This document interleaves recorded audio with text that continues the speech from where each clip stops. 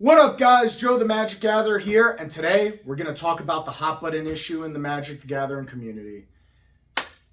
Wizards just announced that for their 30th anniversary, they will be releasing in November a secret lair to commemorate this, and it's going to be reprinting of all of Alpha.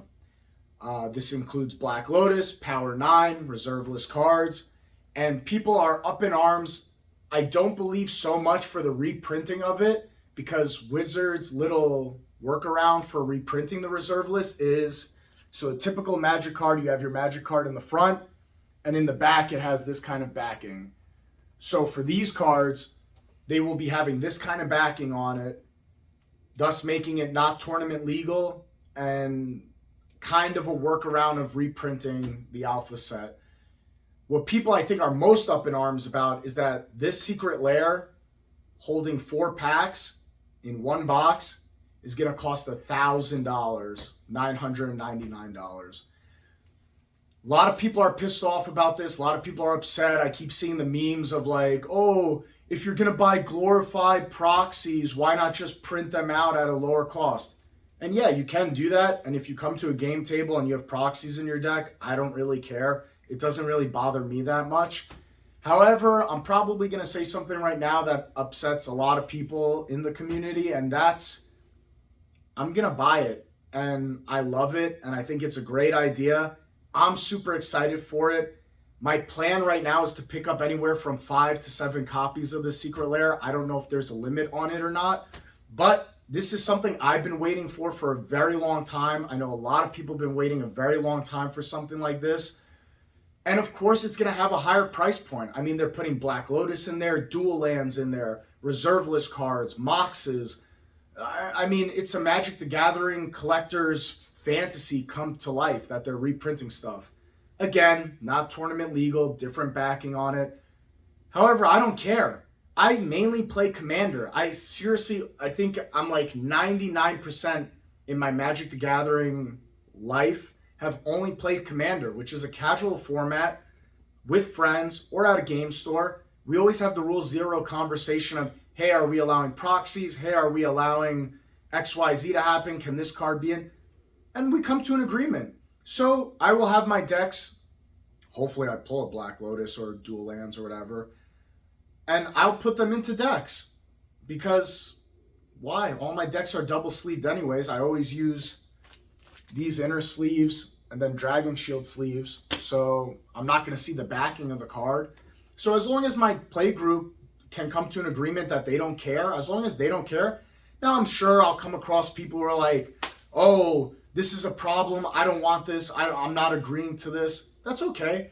In all my decks, I always have my 100 cards in here, my Commander, and then I always have 10 cards that I could shuffle in and out, just in case people are like, oh, we don't want to play with tutors or whatever the rule zero conversation is to have an enjoyable game. I always have alternate cards in my decks to swap in and out.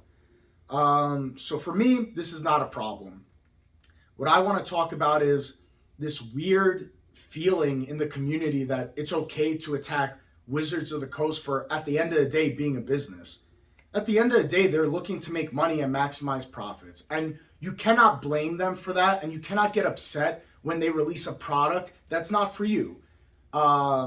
Fortunate for me, I'm in a position where, hey, I could buy whatever I like and whatever I enjoy and spend money on this shiny cardboard hobby that we all have. And you shouldn't attack Wizards of the Coast or attack players just because they have a different point of view set or they're at a different point in their life that maybe their status is where they have a lot of disposable income where they could afford it in a hobby like this. You know, not everybody's driving a Maserati out there. Some people are driving Honda Civics. They're at the Honda Civic level and they don't drive these fancy Lamborghinis and Maseratis and Corvettes or whatever. That's your position in your life. So for you to get upset and attack other people like, no one should buy this product, you're stupid for buying this product, you have a printer at home, you could just print out proxies.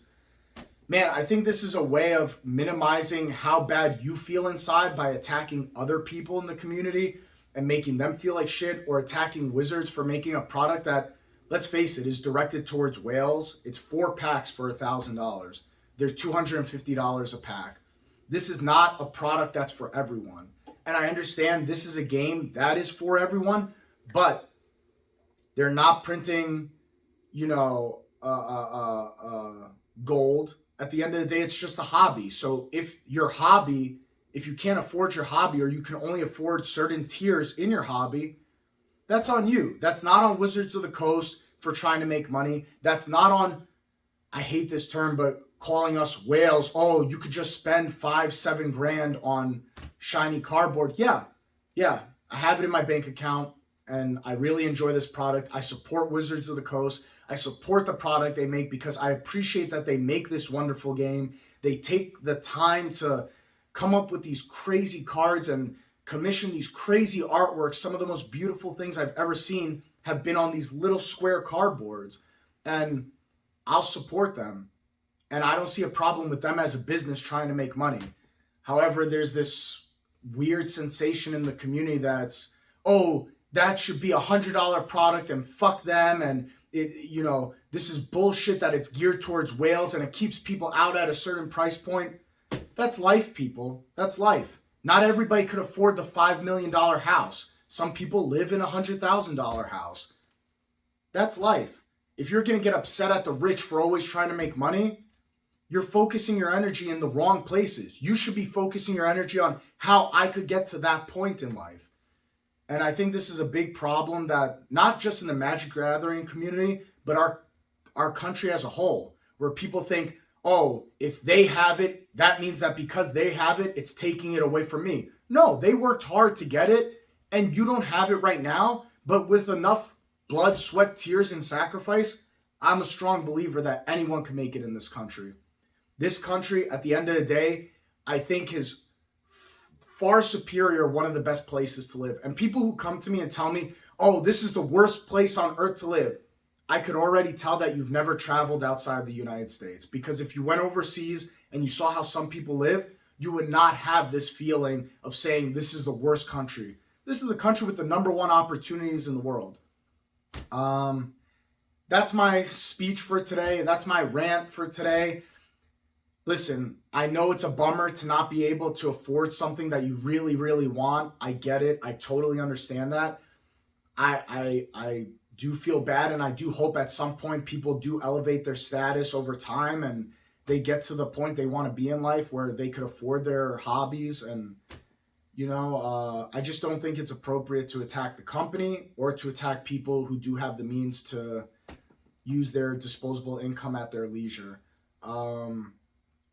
Yeah, that's pretty much it, guys. I'll be at Magic Fest. I hope to see you guys there. Till next time. Peace.